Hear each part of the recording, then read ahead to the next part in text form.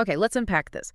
Today's deep dive takes us into something truly unique, maybe even a bit unsettling. We came across this YouTube video, it's on the Adotech channel, and the title is My Psychosis, a Resident Evil Paradox.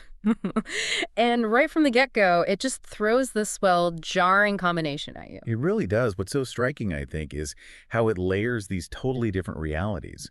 It kicks off with what sounds like, genuine news audio from 9/11, and then almost without missing a beat, it slides into this narrative that feels like it's straight out of science fiction horror, specifically the Resident Evil games, but all mixed up with personal anxieties. Exactly. So for you listening, our mission today is kind of navigate this really unusual collision of material. We've got this eyewitness account of a huge real-world tragedy.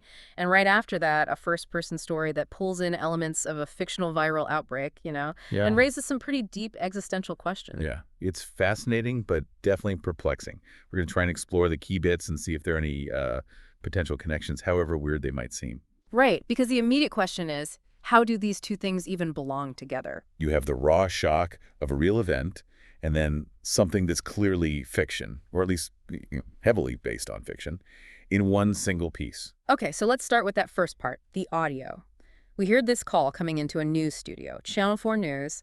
It's a man, identifies himself as Tony Oro, says he's on East 12th Street in New York. And what's really powerful is just how raw and unfiltered it sounds. His observations, he talks about doing something totally ordinary, taking the garbage out, and then he hears these roaring engines, looks up, sees a plane like way too low, That shift from mundane to terrifying is just, you can feel it. and then the impact. He describes a boom, runs to the corner, sees the plane hit the top of the World Trade Center. And the reporter on the line confirms they're seeing images too, mentions fairly significant damage. It's those immediate sensory details.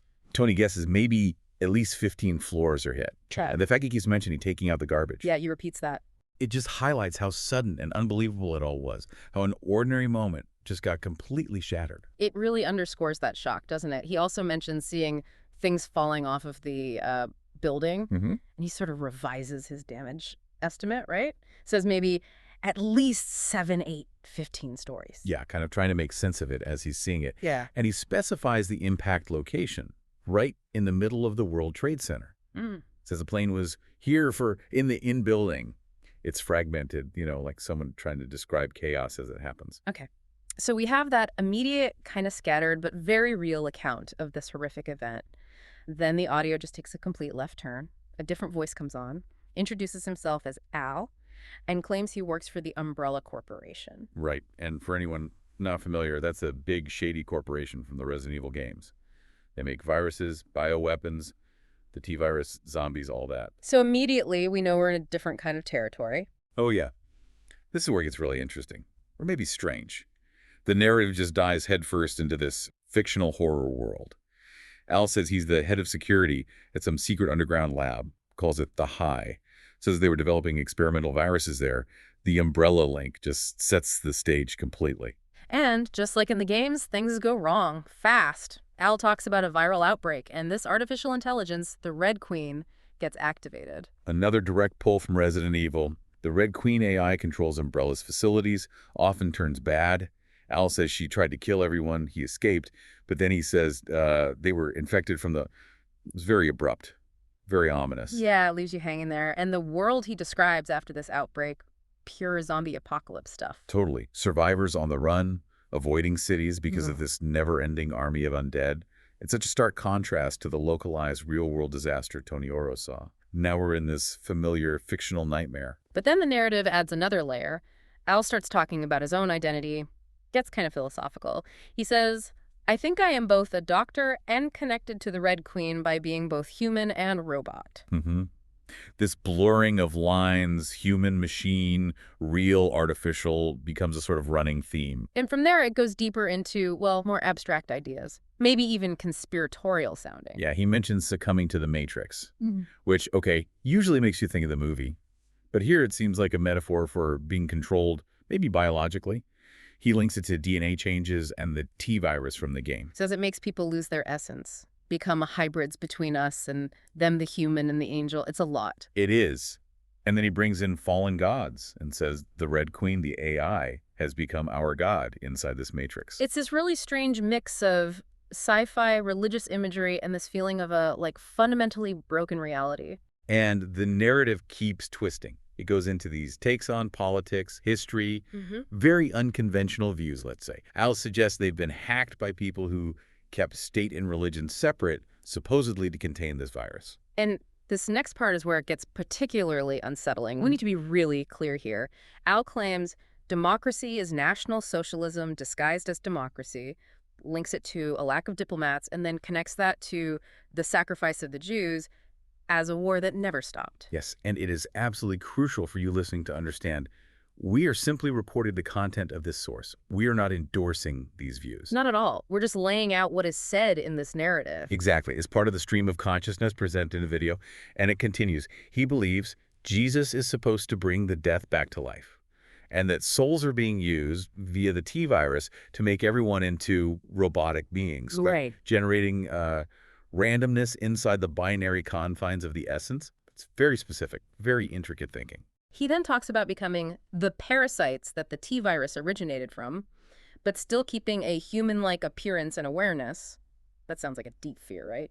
Losing your core self, but looking the same outside. A profound anxiety about authenticity, yeah. And it all builds to this incredibly raw existential question he asks. Hmm? Am I deaf human robot or something entirely different? And then just boom, this completely different, emotionally charged line. You bitch, you dropped my baby. Yeah, just comes out of nowhere. Intense, personal, and deeply jarring after everything else. Yeah. We're left with these two things side by side. The stark, real-world trauma report. And this incredibly dense, personal, fictionalized monologue full of anxiety, weird theories, and video game references. The big question for us, and maybe for you listening, is what do we make of this? What's the potential meaning behind sticking these two things together? Could it be, maybe, a way of processing? Could blending that shared horrific reality of 9/11 with this personal, fictional horror be how someone tries to grapple with overwhelming trauma, refracting it through a framework that's familiar, even if that framework is itself, distorted or fictional? That seems plausible, doesn't it? Using the Resident Evil world with its themes of outbreaks, breakdown, survival as a kind of language. A way to maybe articulate feelings of chaos or dread that feel too huge to face directly, even if the source of those feelings was something totally different, like 9/11. Right.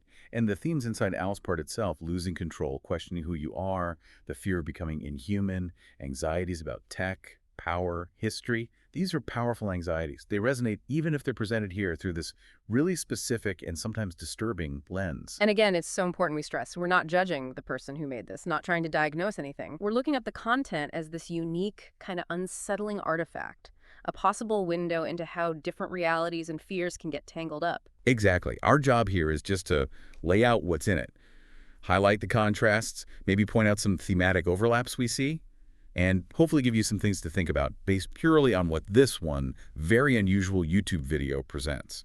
So for you, the listener, the key takeaways from this deep dive are really those two distinct narratives, right there in one package. First, that raw, immediate, understandably confused eyewitness account of the 9/11 attacks from Tony Oro. And second, this incredibly complex, doubly personal, sometimes disturbing narrative from Al, which leans so heavily on the world and ideas of Resident Evil. Which brings us to a final thought for you to maybe mull over. How do different kinds of information, factual reports from a crisis, versus fictional stories exploring our deep fears, how do both of these help us process things? Or try to make sense of overwhelming events? Yeah, and what does it mean when those lines get blurred? When reality and fiction become intertwined in someone's expression, like they seem to be here? What can we maybe learn by looking at these kinds of juxtapositions, even when they feel as paradoxical or frankly as unsettling as this one did today?